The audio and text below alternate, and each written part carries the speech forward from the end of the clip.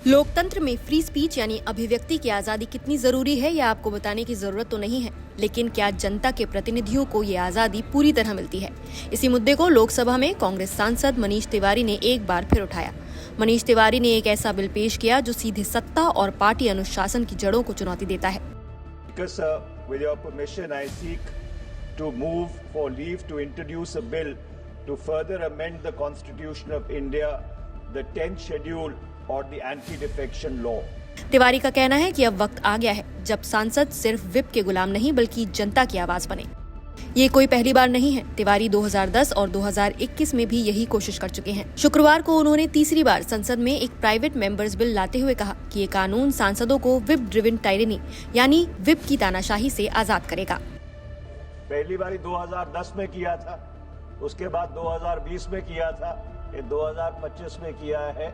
ये 10th schedule को अगर अमेंड नहीं किया गया तो कॉन्शियंस, कॉन्स्टिट्यूएंसी और कॉमन सेंस और लोकतंत्र जो आपकी लोकतांत्रिक संस्थाएं हैं उससे पूरी तरह समाप्त हो जाएगा। यहाँ आपको बता दें कि विप क्या होता है। भारतीय संविधान की 10वीं अनुसूची यानी दल बदल विरोधी कानून के तहत पार्टियां अपने सांसदों विधायकों को विप जारी करती हैं, जो सदन में मौजूद रहने और पार्टी लाइन के अनुसार वोट करने का सख्त आदेश होता है।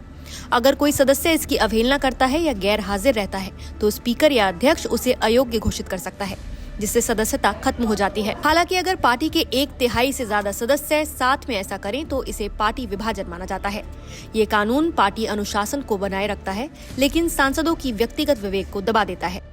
मनीष तिवारी का ये बिल एंटी डिफेक्शन लॉ यानी दल बदल विरोधी कानून में बदलाव की मांग करता है। मौजूदा कानून के तहत अगर कोई सांसद या विधायक अपनी पार्टी के आदेश यानी विप के खिलाफ वोट करता है तो उसे सदस्यता से हाथ धोना पड़ता है।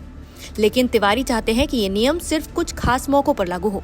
उनका प्रस्ताव है कि विप सिर्फ साधारण मामलों में नहीं बल्कि सरकार की स्थिरता से जुड़े मुद्दों पर ही लागू हो, जैसे विश्वास प्रस्ताव यानी कॉन्फिडेंस मोशन, अविश्वास प्रस्ताव यानी नो कॉन्फिडेंस मोशन, स्थगन प्रस्ताव यानी एडजर्नमेंट मोशन और मनी बिल या अन्य वित्तीय मामलों में।